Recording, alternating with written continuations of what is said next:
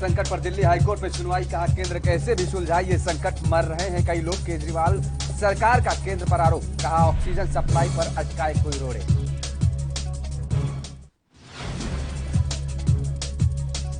Vaccine पर कांग्रेस नेता राहुल गांधी का बयान, कहा हर नागरिक को मुफ्त में मिलनी चाहिए कोरोना वैक्सीन।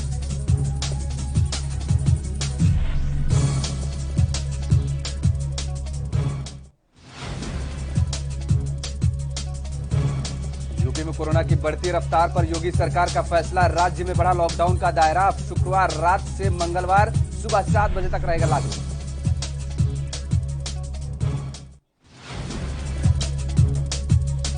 और उत्तराखंड सरकार का बड़ा फैसला, 4 धाम यात्रा की गई स्थगित, पुजारियों को पूजा की होगी इजाजत, कोरोना के बढ़ते मामलों को लेकर लिया बड़ा फैसला।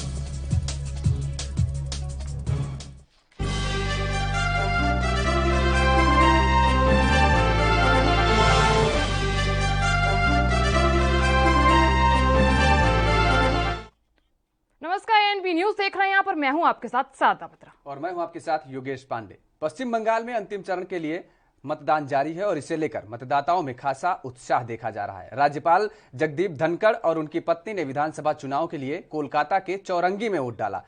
और इस दौरान जगदीप धनखड़ ने कहा कि चुनाव लोकतंत्र का सबसे बड़ा त्योहार है, हम दोनों ने वोट डाला है और मैं बेहद ही खुश हूँ। कोविड प्रोटोकॉल का पूरी तरह पालन किया जा रहा है। चुनाव आयोग और सीएपीएफ ने बहुत अच्छा काम किया है। यहाँ 7 चरणों में बड़ी संख्या में मतदान से लोकतंत्र में भरोसे का पता चलता है।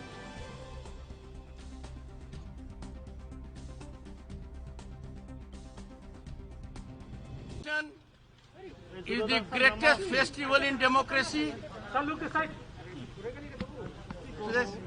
We both have voted. COVID protocol is being followed 100%.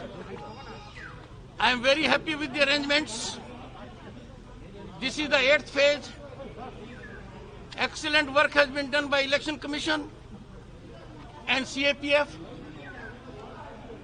It is time for everyone to exercise right to vote. Democracy is powered only by your vote. A single vote can make all the difference. Anyone who does not vote, loses right to have grievance. There is no reason or ground not to vote. The high turnout of 7 phases indicates greatest faith in our democracy, the largest in the world.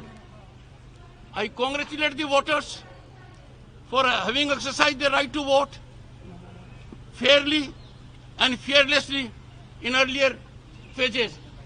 I am sure they will do it this time also. Once again, I call upon all of you to indicate that at every polling booth, COVID protocols are being followed scrupulously, diligently. We both have seen it ourselves.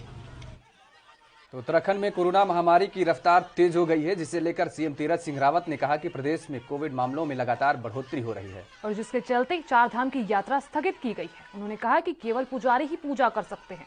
पूरे देश के लोगों के लिए 4 धाम यात्रा को अभी के लिए बंद किया जाता है।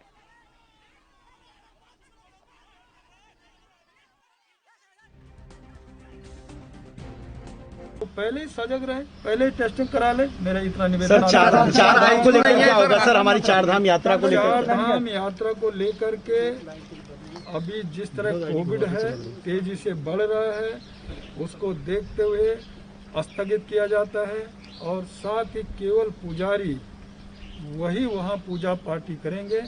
बाकी कोविड को देखते हुए सभी मैं कैसे स्थगित इसको हम कर रहे हैं। संबंधित जिले के लोग भाग लेंगे सर? कोई नहीं, केवल तीर्थ पुरोहित ही पूजा करेंगे। पूजा अर्चना नियमित होगी, नियमित समय पे आपका पट खुलेंगे। लेकिन जो राहुल जी हैं, जो पूजा पाठी हैं, जो पुजारी हैं, वही वहाँ पूजा अर्चना करेंगे। बाकी शेष लोगों को, पूरे देश के लोगों को 4 धाम यात्रा अभी बंद है और स्थगित किया जाता है। तो राजधानी दिल्ली में भी ऑक्सीजन की किल्लत खत्म नहीं हुई है। अस्पतालों में की ओर से लगातार गुहार लगाई जा रही है। वहीं मरीजों के परिजन भी दर दर भटक रहे हैं। मसले पर एक बार फिर दिल्ली हाई कोर्ट में सुनवाई हुई। दिल्ली हाई कोर्ट ने कहा कि टैंकर्स ऑक्सीजन की सप्लाई के लिए बड़ी ताकत है। हाई कोर्ट ने सुनवाई के दौरान केंद्र से कहा कि आपको कुछ करना होगा, हर रोज लोग मर रहे हैं, जो हमारे करीबी हैं उन्हें भी बेड नहीं मिल रहा है।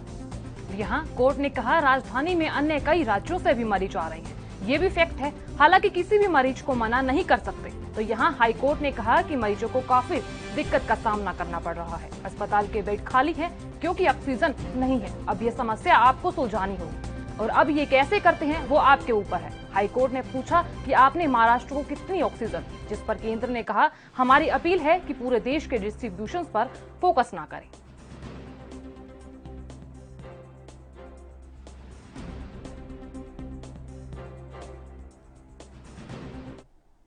देश में कोरोना की दूसरी लहर तेजी से बढ़ रही है और पिछले 2 दिनों से देश में कोरोना के रिकॉर्ड तोड़ मामले सामने आ रहे हैं। कोरोना के बढ़ते मामलों को देखते हुए केंद्रीय स्वास्थ्य मंत्री डॉक्टर हर्षवर्धन ने चिंता जाहिर की है और कहा है कि और यहाँ कोरोना के मामले तेजी से बढ़ रहे हैं और यही कारण है कि अस्पताल में बिस्तरों की संख्या भी तेजी से बढ़ रही है। तो यहाँ उन्होंने आगे क्या कुछ कहा, आइए दिखाते हैं।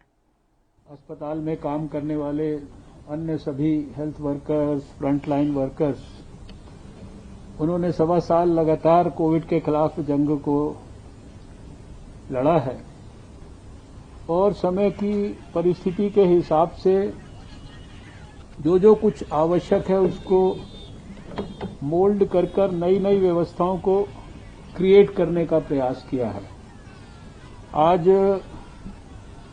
मुझे इस बात का संतोष है कि हमारे CSIR के मदद से जो हमारी साइंस मिनिस्ट्री है वो भी साथ में लगी है। देश में कहां हम बेड्स को इम्प्रूव कर सकते हैं, स्ट्रेंथ को इम्प्रूव कर सकते हैं।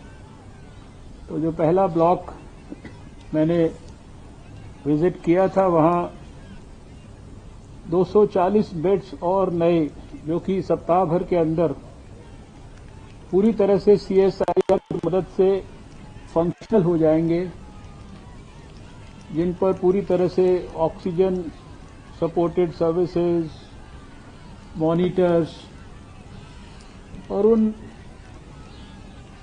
280 बेड्स में से 80 के ऊपर वेंटिलेटर्स भी उपलब्ध होंगे। ये अपने आप में एक बहुत बड़ा जो अभी कोविड के खिलाफ लड़ाई में बेड्स इत्यादि की और विशेषकर ऑक्सीजन सपोर्टेड बेड्स की जो देश में लोगों को कहीं कहीं परेशानी महसूस हो रही है, तो वो उसमें ये बड़ा सहयोग करेगा। ये भी आज एक बहुत महत्वपूर्ण निर्णय हुआ कि हमें, क्योंकि अपने ओल्ड बिल्डिंग में और ज्यादा बेड्स को क्रिएट करना है और ज्यादा बेड्स को क्रिएट करने के लिए वहां पर पहले ही लगभग 270 बेड्स हम लोगों ने पिछले दिनों में क्रिएट किए थे। आज उसमें 112 बेड्स का और इजाफा किया है और इसी तरीके से 30 बेड्स का इजाफा जो हमारा कलावती शरण अस्पताल है वहां पर बेड्स को एक प्रकार से रीएप्रोप्रिएट करके नॉन कोविड, और उसमें भी 30 बेड्स कोविड के लिए व्यवस्था की गई है।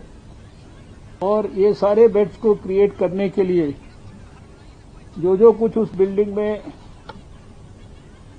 डीकंजेस्ट करने के लिए चीजें हमें शिफ्ट करनी थी, उनको शिफ्ट करने के लिए भी ये जो बिल्डिंग बनकर काफी दिन से तैयार थी, इसको भी आज से कम एकेडमिक वहां जो एक्टिविटीज होती थी, वहां जो फैकल्टी मेंबर्स के लिए व्यवस्थाएं थी और वो सारी व्यवस्थाएं जो वहां से शिफ्ट यहां की जा सकती हैं और वहां पर और ज्यादा मरीजों के लिए बेड्स क्रिएट किए जा सकते हैं, तो वो सारी की सारी व्यवस्थाएं भी आज से शुरू हुई हैं। मैं विदेश से डॉक्टर माथुर और उनकी टीम को धन्यवाद करता हूं और उन्होंने कहा कि अभी इससे ज्यादा बड़े लेवल पर भी, एक और बड़े लेवल तक भी हम अपना एक्सपेंशन जो है उसको जैसे जैसे आवश्यकता पड़ती है कर सकते हैं। इस अवसर पर सभी कोविड वॉरियर्स को हृदय से नमन करता हूं। डॉक्टरों ने, आपने सबने 1 साल तक पहले भी मैं यहाँ लेडी हार्डिंग मेडिकल कॉलेज में 2020 में भी आया 2 बार, और मैंने देखा कि किस प्रकार से डेडिकेशन और कमिटमेंट के साथ हम लोगों ने अपने कोविड मरीजों के प्राण की रक्षा के लिए अपने आप को समर्पित किया। आज भी यहाँ जब आया हूँ तो पिछले साल से ये फर्क है कि यहाँ एक व्यवस्थित सुव्यवस्थित तरीके से वैक्सीनेशन का कैंपेन भी चल रहा है। इस बीच में देश में 2 वैक्सीन्स भी जो है भारत के लोगों के लिए उपलब्ध हो गई हैं। और आज जब हम अभी लेडी हार्डिंग मेडिकल कॉलेज में वैक्सीनेशन की सुव्यवस्थित प्रक्रिया को देखकर आए हैं, तो मुझे खुशी है कि भारत में 15 करोड़ से ज़्यादा डोजेज जो हैं वो अपने 45 साल से लोगों के, बड़े लोगों को और उसके साथ साथ अपने हेल्थ वर्कर्स को, अपने फ्रंटलाइन वर्कर्स को उपलब्ध करा दी है। इनके बाद देश में एक नया फेज वैक्सीनेशन का प्रारंभ होगा, जिस फेज के तहत 18 साल से ऊपर के हमारे नौजवान भाई बहन दोस्त, उनका भी वैक्सीनेशन शुरू होगा। और कल मैं देख रहा था कि हमारा जो कोविन प्लेटफॉर्म है, शायद दुनिया का सबसे ज्यादा बड़ा, सबसे ज्यादा सफल, सबसे ज्यादा डिजिटली टेक्नोलॉजिकली साउंड प्लेटफॉर्म, जिसके ऊपर एकदम सीमलेस तरीके से 15 करोड़ से ज्यादा लोगों का वैक्सीनेशन, उनका रजिस्ट्रेशन हुआ। कल 3 घंटे के अंदर कोविन प्लेटफॉर्म को स्टार्ट करने के बाद मैंने देखा कि 88 लाख उसके ऊपर हमारे नौजवान अपने आप को वैक्सीनेशन के लिए बुक कर चुके थे। खबर दोपहर में वक्त हो चला एक छोटे से ब्रेक का, फौरन हाजिर होते हैं।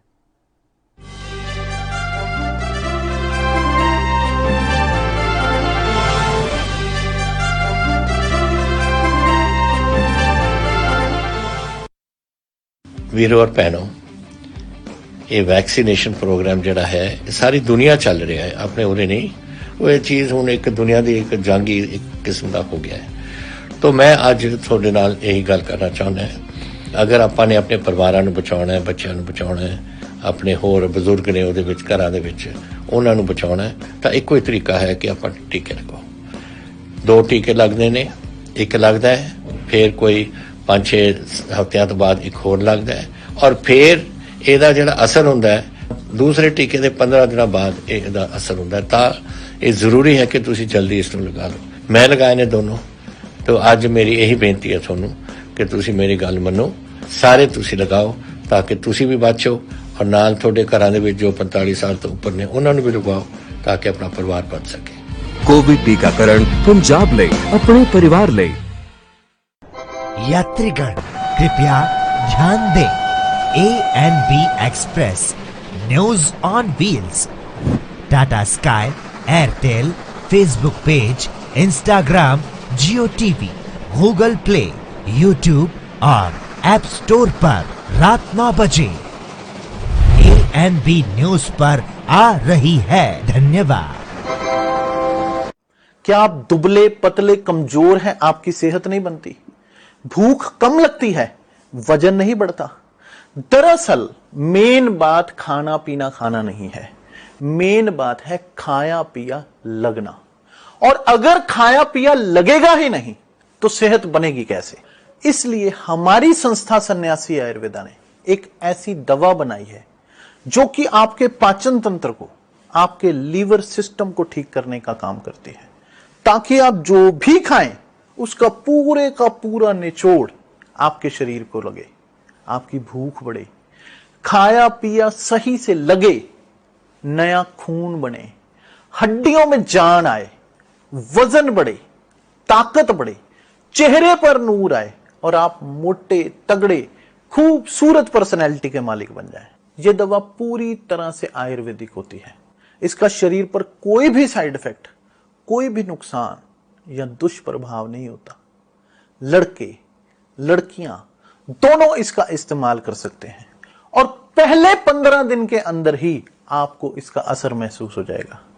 सिर्फ 650 रुपए की पूरे 1 महीने की दवा होती है और आप इसे घर बैठे 01145454545 पर फोन करके दवा मंगवा सकते हैं।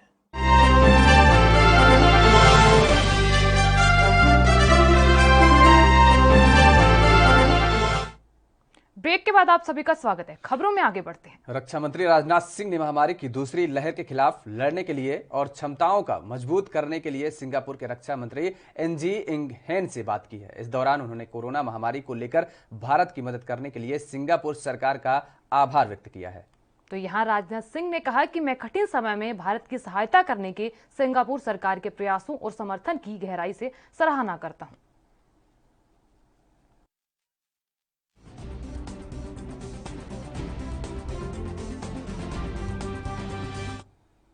तो वहीं केंद्रीय मंत्री मुख्तार अब्बास नकवी ने विपक्ष पर पलटवार करते हुए कहा है कि वो भ्रम फैला रहे हैं और कभी कोरोना वैक्सीन को लेकर तो कभी वैक्सीन के दाम को लेकर। ये समय एक साथ होकर बीमारी से लड़ने का है, ना कि लोगों को गुमराह करने का। उन्होंने और क्या कुछ कहा, आपको सुनाते हैं। बहुत संकट का समय है।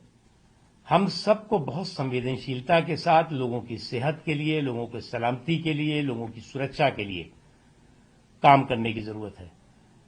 और जो कांग्रेस के मित्र है या जो और पॉलिटिकल पार्टीज के मित्र हैं, उनसे हम इतने ही कहना चाहेंगे, आप मोदी जी को तो पूरे समय कोसते रहते हैं, आप पूरी तरह से कोसते रहिएगा, लेकिन जो है वो इस समय तो कम से कम लोगों की सेहत और लोगों की सुरक्षा और लोगों की सलामती के साथ खड़े होइए।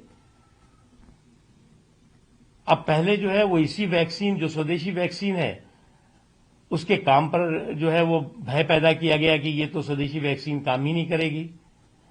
और अब पहले स्वदेशी वैक्सीन के काम पर भय और अब उसके दाम पर भ्रम। पहले काम पर भय और अब दाम पे भ्रम। तो ये क्या हो रहा है? जो है वो मेड इंडिया वैक्सीन तैयार हो गई। हम ये नहीं कहना चाहते कि इस देश में कोरोना पैंडेमिक से लड़ने के लिए कि एक अस्पताल नहीं थे, आज हजारों की संख्या में अस्पताल काम कर रहे हैं। हम ये नहीं कहना चाहते कि जो कोरोना की टेस्टिंग की किट्स थी वो भारत में नहीं बनती थी, आज खुद भारत जो है वो आत्मनिर्भर है, बना रहा है। हम ये नहीं कहना चाहते कि जो वेंटिलेटर होता था वो हमें पूरा के पूरा निर्भर करना पड़ता था विदेशों से लाने के लिए, आज बहुत बड़ी संख्या में भारत में निर्माण हो रहा है। हम ये नहीं कहना चाहते कि जो है वो इस पूरे के पूरे जो इस तरह का संकट है उससे लड़ने के लिए पर्याप्त सुविधाएं और संसाधन तैयार किए गए, लेकिन फिर भी एक बड़ा संकट है, ये समाधान नहीं हुआ है हमारे। हम मानते हैं, मोदी जी कह रहे हैं कि बिल्कुल इस पे हमें रुकना नहीं है, थकना नहीं है, हर व्यक्ति। उधर केंद्रीय मंत्री रामदास अठावले ने कोरोना को लेकर कहा कि कोरोना के केस लगातार बढ़ते ही जा रहे हैं, कोरोना की चेन को ब्रेक करना है, कोरोना के प्रति हमें ध्यान देने की जरूरत है। भारत सरकार से ज्यादा कोरोना को रोकने की जिम्मेदारी राज्य सरकार की है।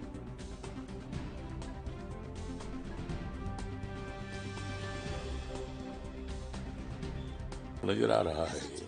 एक तो 2020 में कोविड बढ़ रहा था, लेकिन वो इतना नहीं बढ़ रहा था, लेकिन अभी पूरे देश भर में 3 लाख के ऊपर केसेस आ रही है। महाराष्ट्र में कुछ केसेस कम हो रही है, लेकिन देश भर में बहुत केसेस बढ़ रही है। तो हम सब लोगों ने ध्यान देने की आवश्यकता है, सार्वजनिक प्रोग्राम को पूरा बंद करने की आवश्यकता है, शादियां को बंद करने की आवश्यकता है, और कोरोना का जो ये चेन है उसको अगर ब्रेक करना है, तोड़ना है, तो वो मुझे लगता है कि हम सब लोगों ने ध्यान देने की आवश्यकता है। और सरकार की तरफ से भी कोशिश तो चल रही है, लेकिन कोविड को रोकने की जिम्मेदारी भारत सरकार से ज्यादा राज्य सरकारों पर है, क्योंकि प्रैक्टिकली काम करने का अधिकार और जिम्मेदारी राज्य सरकार की होती है। तो राज्य सरकार ने मैक्सिमम नियम का उल्लंघन करने वालों पर एक्शन भी लेना चाहिए, और जहां जहां लॉकडाउन की जरूरी है वहां लॉकडाउन भी करने की आवश्यकता है। तो दिल्ली में कोरोना का प्रकोप लगातार जारी है। वहीं स्वास्थ्य मंत्री सत्येंद्र जैन ने 18 साल से अधिक उम्र के लोगों के वैक्सीनेशन के सवाल पर कहा कि यहां अभी वैक्सीन नहीं है। वैक्सीन के लिए कंपनी से निवेदन किया गया है, जैसे ही वैक्सीन आ जाएगी बताया जाएगा। उन्होंने कहा कि बीते बुधवार को कोरोना के 25,986 पॉजिटिव मामले सामने आए थे। पॉजिटिविटी दर 31.76% थी और पिछले 10-12 दिन से 20,000 से ज्यादा मामले सामने आ रहे हैं। 4 दिन पहले पॉजिटिविटी दर 35% पर गई थी, जो थोड़ा कम हुई है।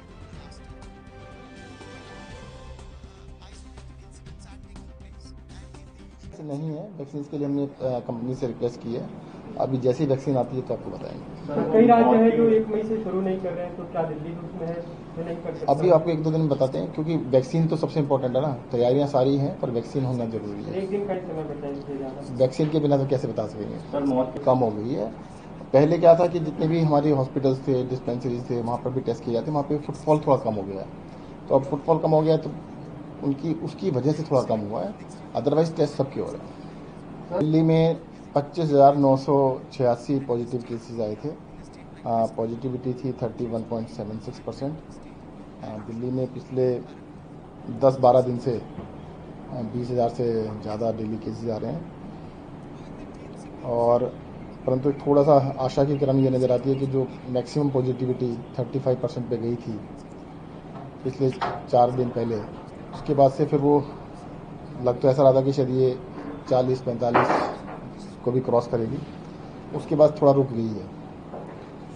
अब जैसे थोड़ा घटते हुए 31.76 32 से नीचे आई है। और उसके साथ साथ जो रेट है, ये तो RT-PCR में हम जितने भी टेस्ट करते हैं सिम्प्टोमेटिक ज़्यादा होते हैं रेट। तो देश भर में कोरोना का कहर जारी है और इसे लेकर शिवसेना नेता संजय राउत ने कहा कि इस महामारी को लेकर केंद्र सरकार को राष्ट्रीय आपदा घोषित करना चाहिए। उन्होंने और क्या कुछ कहा, आपको सुनाते हैं। आपको मालूम होगा कि महाराष्ट्र के मुख्यमंत्री उद्धव ठाकरे साहब ने देश में पहली बार ये कहा था ये नेशनल कैलेमिटी है, उसको राष्ट्रीय आपदा घोषित करो। इस प्रकार का सूचना और खत प्रधानमंत्री जी को लिखा था। आज सुप्रीम कोर्ट भी महाराष्ट्र के मुख्यमंत्री की जो भाषा है या उनका जो सुझाव है उसका ऊपर मोड़ उठा रही है। पूरे देश की जो स्थिति है, जो हालत है, जो हम देख रहे हैं, तो ये नेशनल कैलेमिटी है, ये राष्ट्रीय आपदा है।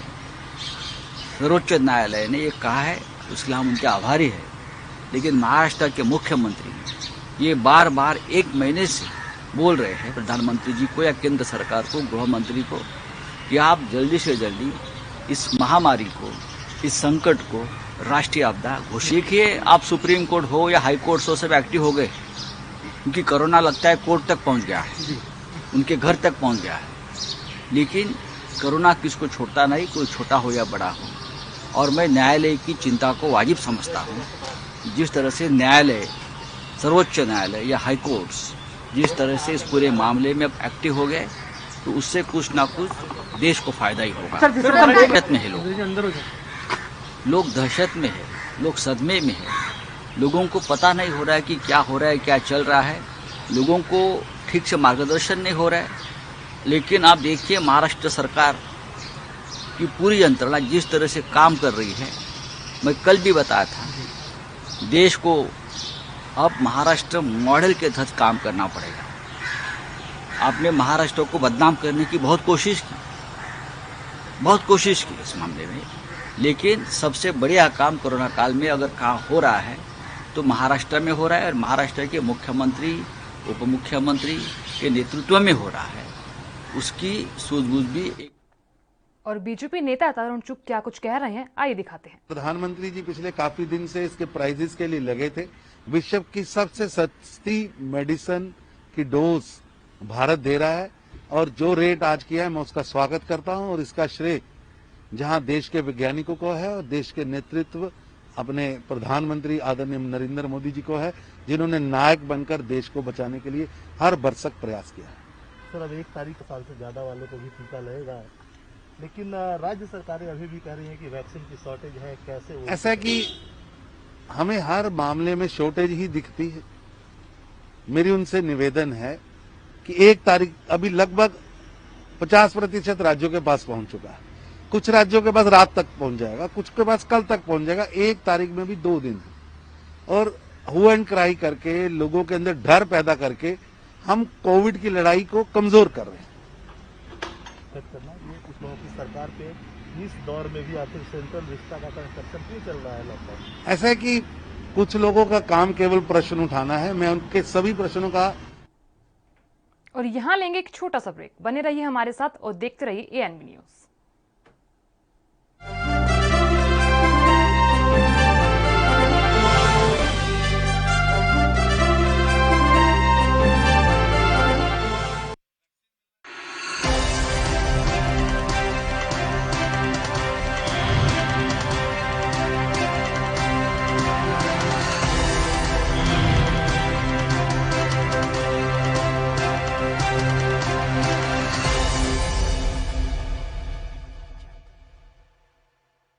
कम ब्रेक और ज्यादा खबरों के साथ देखिए ANB news in channel number पर।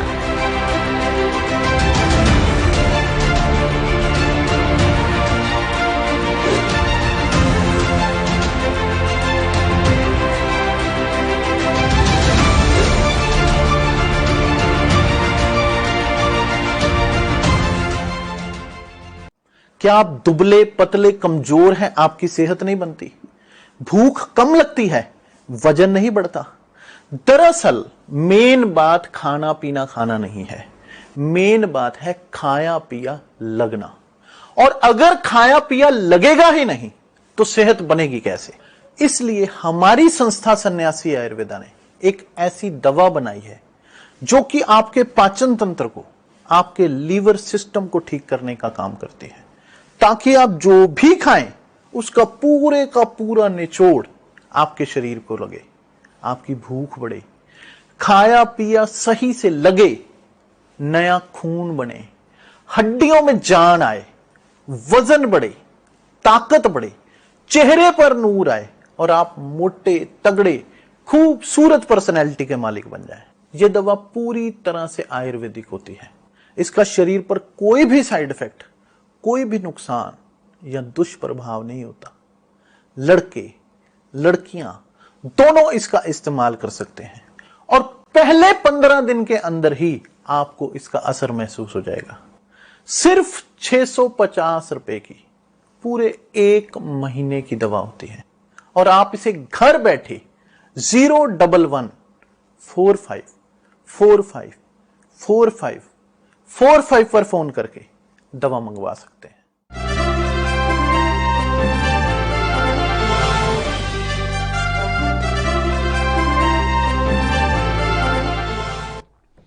और ब्रेक के बाद एक बार फिर आप सभी का स्वागत है। रुक कर लेते हैं अगली खबर का। इस वक्त की बड़ी खबर आ रही है, आपको बता दें कि यूपी के मथुरा से इस वक्त की बड़ी खबर आ रही है। उत्तर प्रदेश से मथुरा में वोटिंग के दौरान गोलीकांड का मामला सामने आया है। 2 लोगों की गोली लगी है। तो उत्तर प्रदेश से इस वक्त की बड़ी खबर और उत्तर प्रदेश के मथुरा से खबर आ रही है, जहां पर 2 लोगों को गोली लगी और फर्जी वोटिंग को लेकर के ये गोलियां चली हैं। गोलीबारी में 2 लोगों को गोली लगी है। घटनास्थल पर एसएसपी और डीएम दोनों पहुंचे हैं। तो घटनास्थल पर डीएम और एसएसपी मौजूद हैं। यूपी के मथुरा से इस वक्त की बड़ी खबर। मथुरा में वोटिंग को लेकर के एक गोलीकांड का मामला सामने आया है और इस गोलीकांड में 2 लोगों को गोली लगी है। तो मामले की जानकारी होते ही डीएम और एसएसपी दोनों मौके मुआयना करने घटनास्थल पर पहुंचे। आपको बता दें कि फर्जी वोटिंग को लेकर के ये गोलीबारी हुई है और इस गोलीबारी में 2 लोग इस गोलीबारी में घायल हुए हैं।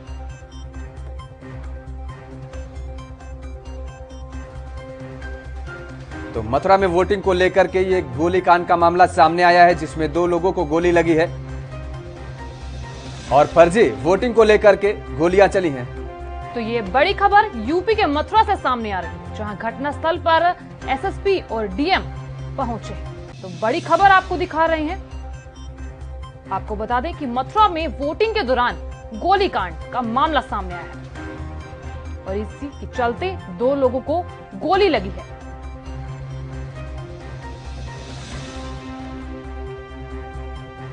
और इसी खबर पर ज्यादा जानकारी के लिए हमारे साथ फोन लाइन पर रिंकू शर्मा मथुरा से जुड़ चुके हैं। रिंकू, जिस तरीके से ये मामला सामने आया है कि वोटिंग को लेकर के ये गोलीकांड हुआ है और इसमें 2 लोग घायल हुए हैं, और क्या जानकारी है? आपको बता दूं, मथुरा के बरसाने का मामला है, जहां पंचायती चुनाव को लेकर वहां दो पक्षों में आपस में झगड़ा हो गया। झगड़ा होते होते वहां लाठी डंडे चलने लगे, वहीं फायरिंग हो गई। फायरिंग में 2 लोगों को गोली लगने से घायल हो गए हैं, जिसकी सूचना मिलते ही मौके पर पुलिस फोर्स पहुंच गया और जांच में जुट गए हैं। जी बिल्कुल, जिस तरीके से ये मामला सामने आया है कि 2 लोगों को गोली लगी है, गोलीकांड के बाद उनकी हालात कैसी है और उन लोगों को अगर हॉस्पिटल भेजा गया है तो कहां पर इस समय उन लोगों का एडमिट कराया गया है? जी मैं आपको बता दूं, वहीं प्रशासन के द्वारा उन लोगों को जिला अस्पताल में हॉस्पिटल करा गया है। जो भी लोग घायल हैं उनका उपचार चल रहा है। वहीं प्रशासन के द्वारा भारी मात्रा में पुलिस फोर्स तैनात किया गया है। उसको लेकर मथुरा के डीएम और एसएसपी मौके पर हैं। चलिए, जानकारी देने के लिए आपको बहुत बहुत धन्यवाद रिंकू। आप नजर बनाए रखिए, लगातार आपसे अपडेट लेते रहेंगे। तो यूपी से इस वक्त की बड़ी खबर, ये मथुरा में गोलीकांड का मामला सामने आया है, जिसमें 2 लोग घायल हुए हैं और मौके पर एसएसपी और डीएम दोनों मौजूद हैं। खबरों में बढ़ते हैं आगे। उत्तर प्रदेश में कोरोना के बढ़ते कहर और लगातार हो रही मौतों पर यूपी प्रदेश कांग्रेस अध्यक्ष अजय कुमार लल्लू ने बीजेपी सरकार पर हमला बोला है। वहीं अजय कुमार लल्लू ने कहा कि कोरोना महामारी में जब प्रदेश के लोग इलाज न मिलने और डॉक्टरों के अभाव में दम तोड़ रहे हैं, तब चुनावों में डॉक्टर और स्वास्थ्य कर्मियों की ड्यूटी लगाई जा रही है। आगे क्या कुछ कहा, आपको सुनाते हैं। सरकार हेडिंग मैनेजमेंट करने में व्यस्त है, अभी भी ब्रांडिंग से बाज नहीं आ रही है। लोग तड़प तड़प के मर रहे हैं, इलाज नहीं है, बेड नहीं है, ऑक्सीजन की लंबी लाइन लगी हुई है। लोग प्लांटों पर जाकर रात रात भर कर रहे हैं, फिर भी मुख्यमंत्री कह रहे हैं कि बेड की उपलब्धता है, ऑक्सीजन की उपलब्धता है, जांच के उचित प्रबंध है। मैं पूछना चाहता हूं मुख्यमंत्री से, एक प्राइवेट लैब बता दीजिए जहां पे लोगों के जांच हो रहे हो। आरटीसी पीसीआर सारी पूरी बंद कर दी, मतलब जो जांच होनी चाहिए पर्याप्त मात्रा में उसको बंद कर दिया सरकार ने। आंकड़ों की बाजीगरी करने में लगी है, जहां जरूरत थी जनता के साथ खड़े होने की, आज जनता के साथ विश्वासघात हो रहा है। केवल बड़बोलेपन के शिकार है मुख्यमंत्री जी। आखिर सरकार चाहती क्या है? क्यों नहीं इलाज के प्रबंध करा पाई? 1 साल पहले जब पहली बार यह आपदा आई थी, उस समय पूरे देश आपके साथ खड़ा होकर आपकी मदद किया था। उम्मीद थी कि यह संकट आई है और इस संकट की घड़ी में सरकार जो है लड़ रही है। पूरी जनता ने पूरे दिल से साथ दिया था सरकार का। लेकिन 1 साल बाद जब लगातार डॉक्टर कहते रहे कि दूसरा फेज आएगा, आपने क्या तैयारी किया? एक बेड नहीं बढ़ाया, न प्राइवेट न सरकारी, कहीं कोई मैनेजमेंट नहीं, कहीं कोई व्यवस्था नहीं। झूठ पर झूठ, झूठ पर झूठ बोलते जा रहे हैं। देखिए, ये बड़ा एक संकट का विषय है कि उत्तर प्रदेश के चुने हुए प्रतिनिधि, जो जनता के प्रतिनिधि, 3 विधायक काल के गाल में समा गए। मैं उनके प्रति संवेदना व्यक्त करता हूं। लेकिन मुख्यमंत्री जी बताएंगे कि उन लोगों ने पत्र लिखा, गुहार की। अभी कल एक विधायक गंगवार जी जो बरेली के हैं, उन्होंने डॉक्टर हर्षवर्धन जी को चिट्ठी लिखा था, जो सोशल मीडिया पर वायरल हो रहा है।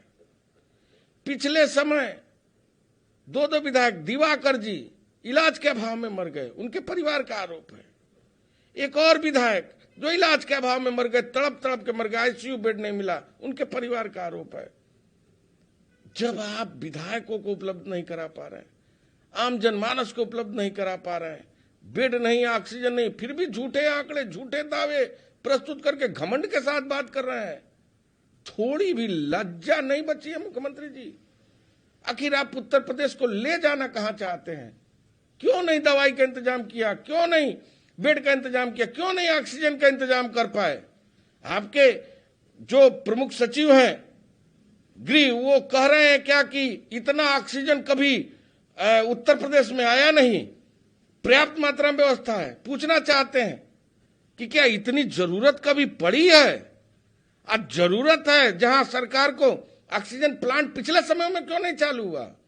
सारे बंद पड़े रहे, लोग मर रहे हैं, तड़प रहे हैं, और आप कह रहे हैं कि इतनी ज्यादा ऑक्सीजन आज उपलब्ध हम करा रहे हैं। क्या करा रहे हैं आप देश के लोगों के साथ, उत्तर प्रदेश के लोगों के जान जीवन के साथ खिलवाड़ कर रहे हैं। कितने आईएएस मर गए, अभी राजस्व परिषद के अध्यक्ष मर गए। कौन होगा उनका जिम्मेदार? कौन उनके परिवार को देखेगा? लोगों की पीड़ा सुनिए, लोगों की वेदना सुनिए, लोगों का कष्ट सुनिए, लोगों के जान जीवन की रक्षा करिए। ये भाषण देने का समय नहीं है, हेडिंग मैनेजमेंट का समय नहीं है। इलाज की जरूरत है, बेड की जरूरत है, ऑक्सीजन की जरूरत है, दवाई की जरूरत है, उसकी व्यवस्था। बड़ा चिंताजनक स्थिति है कि सरकार के पास न नियत है न कोई नीति है। भारत ऑक्सीजन उत्पादन करने में नंबर 1 स्थिति में, वैक्सीन बनाने में दुनिया को सप्लाई कर रहा है भारत, और अपने लोग आज वैक्सीन के लिए तरस रहे, तड़प रहे। मैं राज्यों के लोगों ने, मुख्यमंत्रियों ने, छत्तीसगढ़ और पंजाब और राजस्थान के मुख्यमंत्री लोगों ने पूरी तरह सरकार के तरफ से फंड देकर लोगों के वैक्सीनेशन की व्यवस्था की उपलब्धता कराई, लेकिन उत्तर प्रदेश में ऐसा नहीं हुआ। 23 करोड़ की जनता में अब तक मात्र जो सरकारी डाटा है वो 97 लाख का है। 22 करोड़ जनता अभी बाकी है। आप कह रहे पर्याप्त मात्रा में हमारे पास वैक्सीन है, आपने वैक्सीन लगवाया क्यों नहीं लोगों को? क्या इंतजाम किए? 18 वर्ष से ऊपर के वैक्सीन लगाने की व्यवस्था सरकार ने घोषित किया है, लेकिन उसके लिए कोई नियत नहीं है, कोई नीति नहीं है, कोई प्लान नहीं है, कोई सेंटर जारी नहीं हुए। अभी तो सरकार चुनाव में व्यस्त है। 3 चीजें हैं जिसको समझने की जरूरत है। सरकार के दावे हैं 3200 लोग मरे हैं। आप किसी भी शमशान घाट के रजिस्टर को जाकर देख लीजिए, आंकड़े स्पष्ट हो जाएंगे। तमाम मीडिया के लोगों ने छापा है, झांसी में छापा है, 27 दिन में हजारों लोग से अधिक मर गए। कानपुर में छापा है, हजारों लोग मर गए। गांव गांव में बीमारी फैली हुई है, रोज अनगिनत लोग मर रहे हैं। गांव में तो यह कहा जा रहा है डबल निमोनिया हुआ है। हम लोगों ने देखा है वो दृश्य, मंजर आज देख के आ रहे हैं गांव से। स्थिति बहुत भयावह है और सरकार अभी भी इलाज, ऑक्सीजन, बेड, अस्पताल की व्यवस्था न कराकर केवल झूठी वाहवाही लूटने में लगी हुई है। पूछना चाहता हूं सरकार से कि जो सरकार यह कह रही है कि जिले जिलों में सारी व्यवस्थाएं हमने कर दी है, वो व्यवस्था है कहां? जाकर देखिए, ऑक्सीजन के अभाव में लोग अभी भी तड़प तड़प के मर रहे हैं। तो पूरी तरह ये सरकार के दावे खोखले।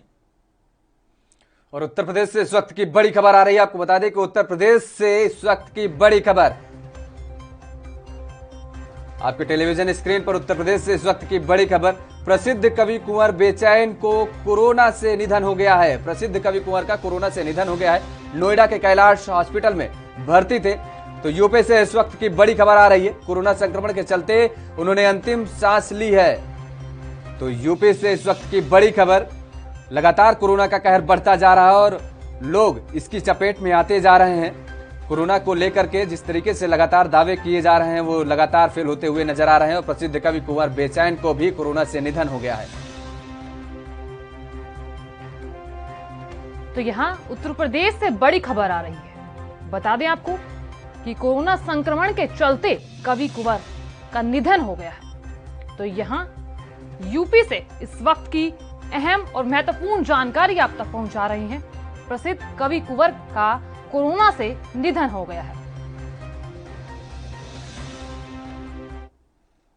दिल्ली में कोरोना के हालातों के मद्देनजर सीएम अरविंद केजरीवाल की अध्यक्षता में एक अहम बैठक हुई। तो यहां आज यानी कि अहम ये बैठक होगी और इस बैठक में स्वास्थ्य विभाग के अलावा प्रशासनिक अधिकारी भी मौजूद रहेंगे। आपको बता दें, दिल्ली के स्वास्थ्य मंत्री सत्येंद्र जैन भी इस बैठक में शिरकत करेंगे। वहीं इससे पहले दिल्ली में बढ़ते कोरोना संक्रमण पर लगाम लगाने और ऑक्सीजन बेड की संख्या बढ़ाने के लिए मुख्यमंत्री अरविंद केजरीवाल ने बुधवार को वरिष्ठ अधिकारियों के साथ एक उच्च स्तरीय बैठक की थी। और इस दौरान उन्होंने अधिकारियों को जल्द से ज्यादा ऑक्सीजन बेड बढ़ाने के निर्देश दिए। इसके साथ ही मुख्यमंत्री ने होम आइसोलेशन प्रणाली को और अधिक मजबूत करने के भी निर्देश दिए। बैठक के बाद केजरीवाल ने कहा कि आने वाले दिनों में दिल्ली में ऑक्सीजन बेड बढ़ाने और होम आइसोलेशन प्रणाली को मजबूत करने पर विचार किया जा रहा है। इस दौरान अधिकारियों ने मुख्यमंत्रियों को अवगत भी कराया कि कई स्थानों पर अतिरिक्त ऑक्सीजन बेड बढ़ाने का काम चल रहा है।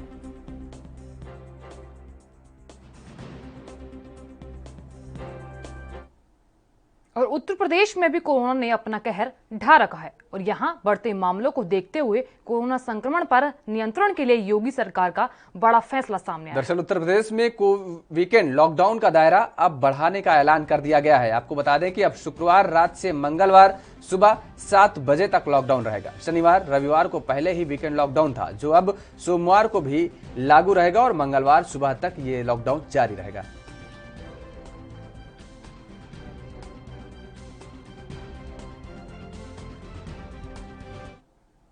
और देश के अलग अलग राज्यों में कोरोना के कारण लगातार मौतें हो रही हैं। आम हो या खास, हर कोई इस महामारी के आगे बेबस है। भारतीय जनता पार्टी के पूर्व सांसद और झारखंड के पूर्व प्रदेश अध्यक्ष लक्ष्मण गिलुआ का कोरोना के कारण निधन हो गया। और कोरोना पॉजिटिव होने के बाद जमशेदपुर के टाटा मोटर्स हॉस्पिटल में उनका इलाज चल रहा था। 23 अप्रैल को उनकी हालत बिगड़ने पर उन्होंने रेमडेसिविर की खुराक भी ली थी, लेकिन इसके बावजूद उनकी हालत में सुधार नहीं हुआ और उनका इलाज के क्रम में निधन हो गया। अगर लक्ष्मण गिलुआ के राजनीतिक सफर की बात करें तो 1990 में चक्रधरपुर के बीजेपी प्रखंड अध्यक्ष बने थे और 1995 में अविभाजित बिहार में विधानसभा चुनाव जीत कर बिहार विधानसभा के सदस्य बने और इसके बाद वो लोकसभा के सदस्य भी चुने गए।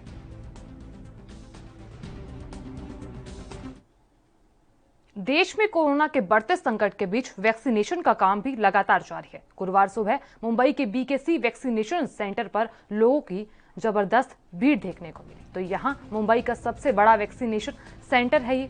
यहाँ बड़ी संख्या में वैक्सीन लगवाने के लिए लोग आ रहे हैं। हालांकि सेंटर पर अभी भी वैक्सीन की कमी है और सुबह 9 बजे के करीब वैक्सीनेशन सेंटर ने लोगों को बताया कि उनके पास 5000 डोज ही हैं और ऐसे में जो बुजुर्ग हैं उन्हें प्राथमिकता दी जाएगी। लाइन में खड़े एक बुजुर्ग ने कहा कि यहाँ सोशल डिस्टेंसिंग का पालन नहीं हो रहा, लेकिन हर कोई वैक्सीन लगवाना चाहता है। वहीं एक व्यक्ति का कहना है कि वो अभी ही वैक्सीन लगवा लेना चाहते हैं क्योंकि बाद में किस तरह के हालात बनते हैं उसका कुछ पता नहीं है। बता दें कि बीएमसी ने बीती रात ही वैक्सीनेशन सेंटर्स की लिस्ट जारी कर दी थी और बीएमसी के कुल 66 वैक्सीनेशन सेंटर आज काम कर रहे हैं और इसके साथ ही 9 प्राइवेट सेंटर्स पर भी वैक्सीन लगाई जा रही है। बीएमसी ने लोगों से अपील की है कि लोग बड़ी संख्या में घरों से बाहर ना निकलें वरना भीड़ हो सकती है। सिर्फ मुंबई के एक सेंटर नहीं बल्कि कई सेंटर्स का हाल ही है। कई सेंटर्स के बाहर सैकड़ों की संख्या में लोग पहुंच गए हैं।